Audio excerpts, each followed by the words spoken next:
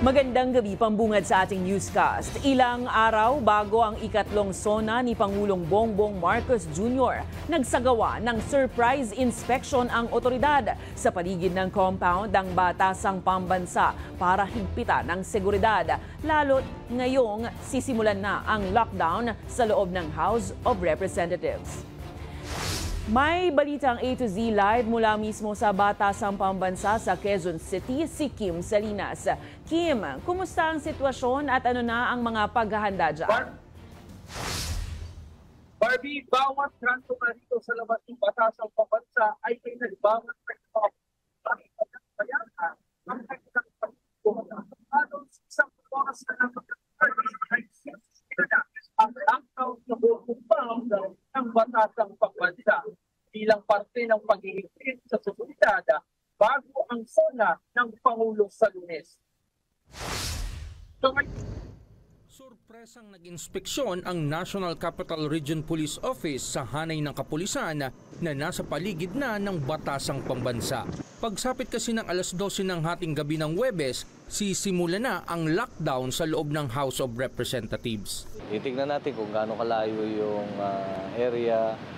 For example, House of Representatives, nasaan yung mga tropa natin at saan yung mga other resources and equipment ng mga ilalagay natin. Nananatili sa 22,000 ang bilang ng kapulisan na ide-deploy sa ikatlong State of the Nation address ni Pangulong Bongbong Marcos Jr. at wala namang nakikitang dahilan para i-adjust ito. Expected na napakataas ng security ang i-deploy natin despite na maliit ang ating threat level. Very peaceful dapat dito, lalong-lalo na sa kalsada.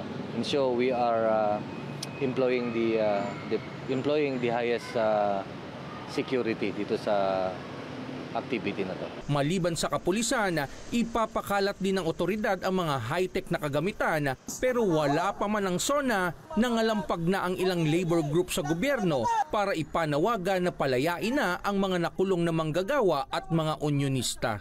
Hindi po sila masasamang tao. Sila po ay matagal na nag-oorganisa ng union para magkaroon ng kasiguruhan ang mga manggagawang Pilipino sa kanilang trabaho, mapataas ang kanilang sahod at saka po magkaroon ng benepisyo. Aabot daw sa 29 na mga manggagawa ang nakulong dahil sa iba't ibang kasong isinampa sa kanilang mga kasamahan. Gayunpaman, patuloy na naghihigpit ang kapulisan sa anumang ikakasang kilos protesta. As of now, we have recommended to the local government unit, to Mayor Belmonte of Quezon City, na kung pwede hanggang sa Tandang Sora lang. And at the same time, kailangan magkalayo yan. May pro-government tayo at meron din tayong the usual anti-government protest rallies. Hindi natin sila pagsasamahin o dapat magkalayo sila. Samantala, puspusan na rin ang pagpapaganda sa loob at labas ng Batasan. Para mas malinis po tignan yung paligid para po sa paparating na SONA. And syempre po yung iba po kasing branches ng puno nakalaylay na po sa mismong malapit na po sa ground natin. So yun po yung pinapaklear sa amin. Inaasahan din na matatapos ito bukas o hanggang sa araw ng Biyernes. Sa ngayon na, Barbie, ay maayos na nakakadaan pa rin naman ang mga sasakyan, pero mas pansin mo nga lang ngayon ang presensya ng kapulisan. At yan ang latest dito sa Batasang Pambansa. Balik sa John, Barbie. Kim, yes, Kim, pahabol na tanong lang. Mahigpit na nga dyan, pansin natin, pero ang tanong, ang ibig sabihin ba ng lockdown ay totally wala na talagang papapasukin sa loob ng Batasang Pambansa pagsapit ng hating gabi mamaya? Barbie, ayon sa pamunuan ng House of Representatives, hindi naman ibig sabihin na walang makakapasok ni sinuman, pero limitado lamang ang pwedeng makapasok. May window hour pa rin naman nagbibigay ang House of Representatives, lalo na sa mga alagad ng media, na kailangan mag-set up at mag-test ng kanilang mga gamit.